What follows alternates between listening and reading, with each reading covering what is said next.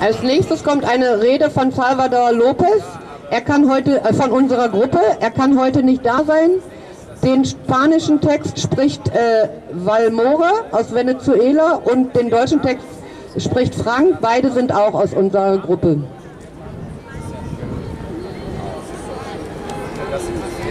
Buenas tardes, estimados berlineses, estimados camaradas de América Latina y el mundo.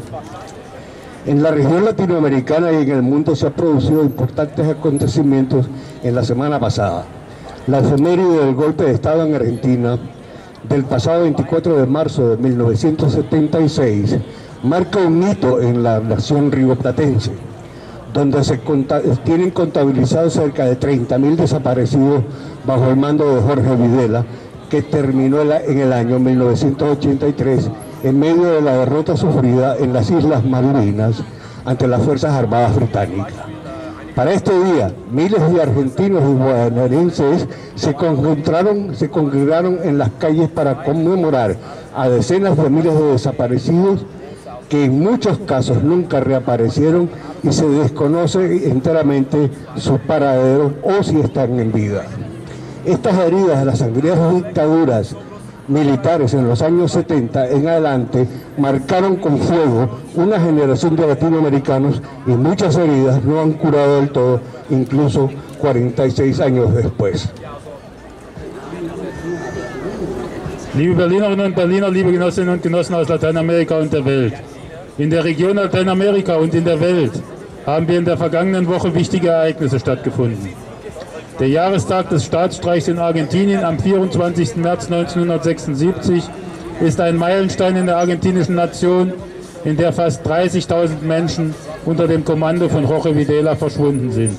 Das 1983 inmitten der Niederlage auf den Falklandinseln gegen die britischen Streitkräfte endete.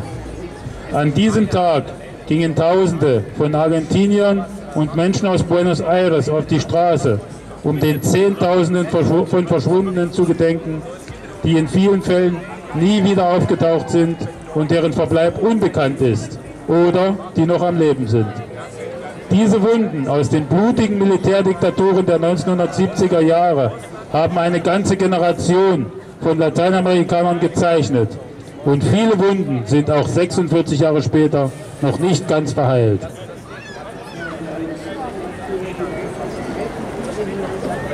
Otro evento altamente grave fue el giro de Pedro Sánchez, el presidente del gobierno de España, dio el pasado 22 de marzo de 2022, donde mandó una carta al monarca Mohamed VI de Marruecos, haciéndole saber que apoyaría la salida de la autonomía marroquí sobre el Sahara Occidental como la salida realista y viable para el conflicto entre Marruecos y el Sahara. Con esta posición claramente no honora Madrid sus obligaciones que tiene como metrópoli de jure de una provincia de ultramar literalmente abandonada a Marruecos y Mauritania, sino que hoy se deslinda de toda responsabilidad para con ese territorio y apoya la tesis marroquí de forma oficial, sin por ello haberle aún otorgado el reconocimiento de la soberanía sobre tierras saharauis.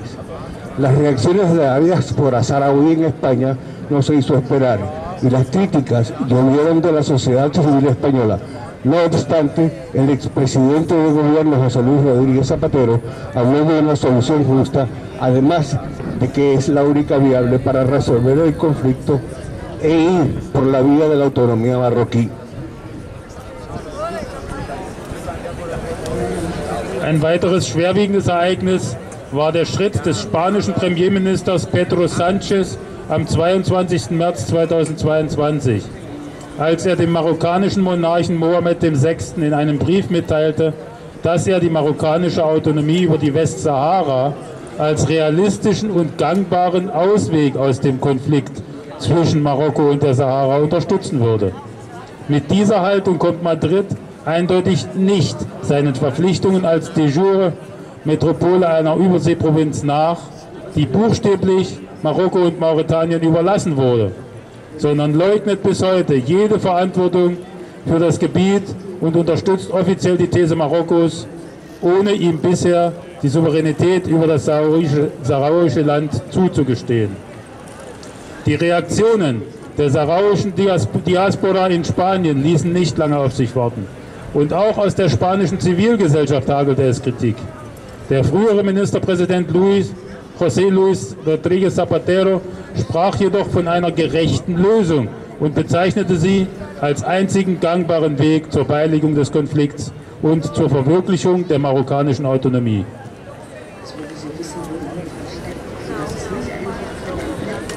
Esta salida de la neutralidad que se había mantenido por años en España ahora ha quedado atrás de forma definitiva y constituye un serio revés para el proceso del enviado personal del secretario general de la ONU para el Sahara Occidental, Staffan de Mistura. Si Madrid se decantara a largo plazo por la salida marroquí y desconoce incluso que el presidente de gobierno, Felipe González, había jurado ayudar a los saharauis hasta la victoria final y que fue él mismo PSOE, que fue entre los más serviles a lo largo de los intereses marroquíes, desde Frente Unido América Latina no solamente reiteramos que es imperativo que se celebre el referendo de autodeterminación con opción a independencia. De lo contrario, solamente la lucha armada puede darles la justicia tan anhelada al Frente Polisario después de cerca de 30 años de negociación y cerca de 46 años en el exilio en Argelia. Diese Abkehr von der Neutralität, die Spanien jahrelang aufrechterhalten hatte, liegt nun endgültig hinter Spanien und stellt einen schweren Rückschlag für den Prozess des persönlichen Gesandten des UN-Generalsekretärs für die Westsahara, Staffan de Mistura, dar. Sollte sich Madrid langfristig für einen marokkanischen Ausstieg entscheiden, so ignoriert es sogar die Tatsache, dass Premierminister Felipe González geschworen hatte, den Saharauis bis zum endgültigen Sieg zu helfen. Und dass es dieselbe PSOE, die sogenannte Spanische Sozialistische Arbeiterpartei war, die sich langfristig den marokkanischen Interessen am meisten unterworfen hat. Wir von der Frente Unido América Latina bekräftigen nicht nur, dass das Selbstbestimmungsreferendum mit der Option der Unabhängigkeit unbedingt durchgeführt werden muss. Andernfalls kann nur der bewaffnete Kampf der Frente Polisario die Gerechtigkeit bringen, nach der sie sich nach fast 30 Jahren Verhandlungen und nach fast 46 Jahren in algerischen Exil sehnt.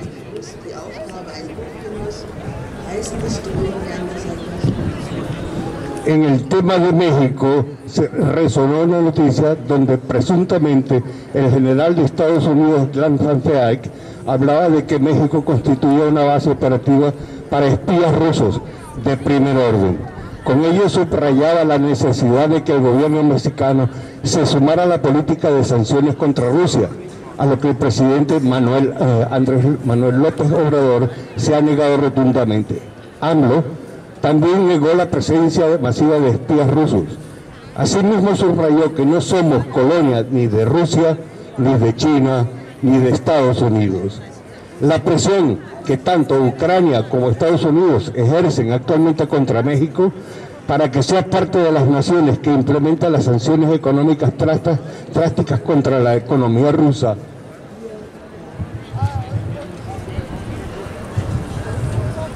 Zum Thema Mexiko gab es eine Meldung, in der US-General Glenn Van Herk angeblich von Mexiko als Operationsbasis für russische Spione höchsten Ranges sprach. Dies unterstreicht die Notwendigkeit, dass sich die mexikanische Regierung der Sanktionspolitik gegen Russland anschließt. Was Präsident Andrés Manuel López Obrador bisher strikt ablehnt.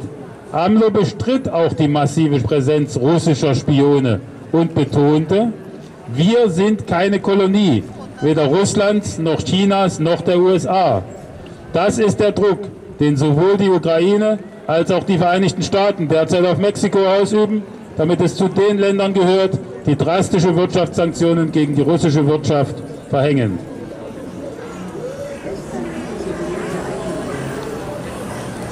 La Unión Europea y los gobiernos de sus Estados miembros están ahora mismo buscando una salida de la dependencia del gas y petróleo ruso, que representa el 40% de las importaciones a los 27 Estados miembros. En el caso de Alemania es incluso el 55% del gas importado, lo que supone un grave problema de seguridad energética si mañana se interrumpieran los flujos de transporte. En respuesta a las múltiples sanciones contra Rusia, el presidente Putin decretó que todas las transacciones llevadas a cabo contra países enemistados tendrán que llevarse a cabo en rublos rusos. Con esto, las negociaciones entre Rusia y la Unión Europea llegan a un punto de no retorno, puesto que las sanciones buscan debilitar la moneda rusa. Pero o los rusos cierran el paso unilateralmente o la Unión Europea decide dejar de comprar energías fósiles de Rusia. En cualquier caso, la salida no está al mando, cuando para la Unión Europea, donde los precios de la energía han subido drásticamente en estos días y comienza a poner contra la cuerda a consumidores que van a ver gastos personales elevarse significativamente en los meses por venir. Die Europäische Union und die Regierungen ihrer Mitgliedstaaten suchen derzeit nach einem Ausweg aus der Abhängigkeit von russischem Öl und Gas, das rund 40% der Importe in die 27 Mitgliedstaaten ausmacht. Im Falle Deutschlands sind es sogar 55% des importierten Gases, was bei einer morgigen Unterbrechung der Transportströme ein ernstes Problem für die Energiesicherheit darstellen würde. Als Reaktion auf die zahlreichen Sanktionen gegen Russland hat Präsident Putin verfügt, dass alle Transaktionen mit feindlichen Ländern in russischen Rubeln abgewickelt werden müssen. Dies bringt die Verhandlungen zwischen Russland und der EU an einen Punkt, an dem es kein Zurück mehr gibt, da die Sanktionen darauf abzielen, die russische Währung zu schwächen. Aber entweder schließen die Russen einseitig die Tür oder die EU beschließt, keine fossilen Brennstoffe mehr aus Russland zu kaufen. Ein Ausweg ist jedenfalls nicht in Sicht, vor allem nicht für die EU, wo die Energiepreise in den letzten Tagen drastisch gestiegen sind und die Verbraucher, deren persönliche Ausgaben in den kommenden Monaten erheblich steigen werden, unter Druck zu setzen beginnen.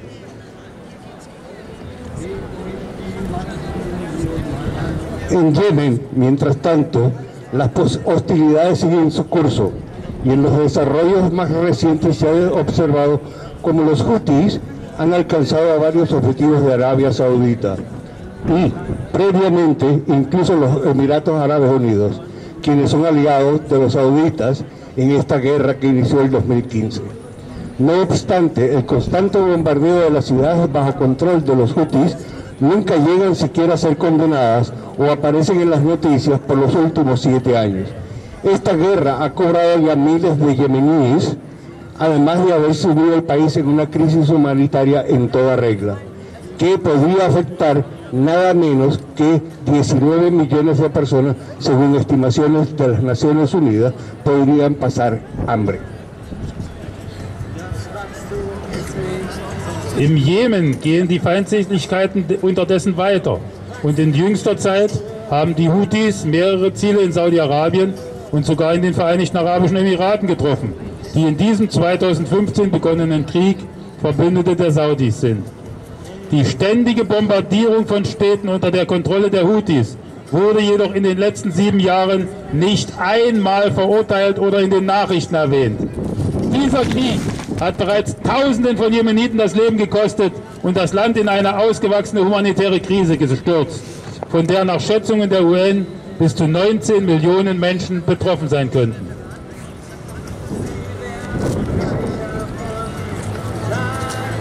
La falta de condena de esta guerra injerencionista de Arabia Saudita por el mundo y la falta de solidaridad internacional son un signo claro de que todos los movimientos de solidaridad con Ucrania son en el mejor de los casos muy selectivos. El sufrimiento del pueblo yemení antecede con creces al conflicto entre Ucrania y Rusia. Al pueblo yemení podrán estar el somalí, libio, saharaui o palestino, quienes por diferentes razones merecen la misma atención como la que recibe Ucrania en estos días. Die fehlende Verurteilung dieses saudi-arabischen Interventionskrieges durch die Welt und die fehlende internationale Solidarität sind ein klares Zeichen dafür, dass alle Solidaritätsbewegungen mit der Ukraine bestenfalls sehr selektiv sind. Das Leid des jemenitischen Volkes ist weit älter als der Ukraine-Russland-Konflikt. Neben dem jemenitischen Volk könnte auch das somalische, libysche, sahrawische oder palästinensische Volk stehen, die aus unterschiedlichen Gründen die gleiche Aufmerksamkeit verdienen, wie sie die Ukraine in diesen Tagen erhält.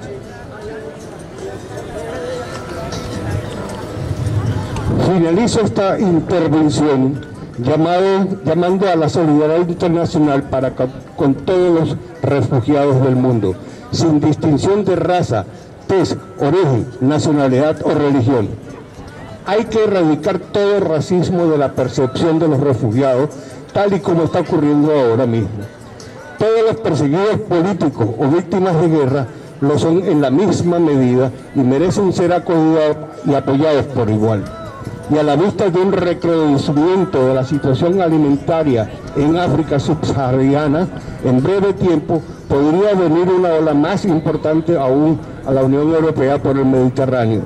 Habrá entonces que recordar a las sociedades europeas, tras los tremendos esfuerzos hechos para acoger a tantos ucranianos huyendo de la guerra, ¿qué pasaría si fueran yemeníes, libios, por ejemplo, los que llegan en embarcaciones por el Mediterráneo? Por la memoria de los desaparecidos en Argentina, que viva el Sahara libre e independiente, por la solidaridad para todos los refugiados del mundo, que viva la solidaridad internacional de los pueblos. Hasta la victoria siempre, venceremos. Ich schließe diesen Beitrag mit einem Aufruf zur internationalen Solidarität mit allen Flüchtlingen in der Welt, unabhängig von Rasse, Hautfarbe, Herkunft, Nationalität oder Religion. Jeglicher Rassismus muss aus der Wahrnehmung der Flüchtlinge getilgt werden, so wie es jetzt geschieht. Alle politisch Verfolgten und Kriegsopfer sind gleichberechtigt und verdienen es, gleichermaßen unterstützt zu werden. Und angesichts der sich in naher Zukunft verschlechternden Ernährungslage in Afrika südlich der Sahara könnte eine noch größere Welle über das Mittelmeer in die EU kommen. Die europäischen Gesellschaften sollten sich an die enormen Anstrengungen erinnern, die sie unternommen haben, um so viele Kriegsflüchtlinge aus der Ukraine aufzunehmen. Was wäre, wenn es beispielsweise Jemeniten oder Libyer wären, die in Booten über das Mittelmeer ankommen? Für die Erinnerung an die Verschwundenen in Argentinien. Es lebe eine freie und unabhängige Sahara. Es lebe die Solidarität für alle Flüchtlinge in der Welt. Es lebe die internationale Solidarität der Völker. Hasta la victoria, siempre venceremos. Danke, Waldemar und Frank. Jetzt kommt ein bisschen Musik und dann kommt die letzte Rednerin.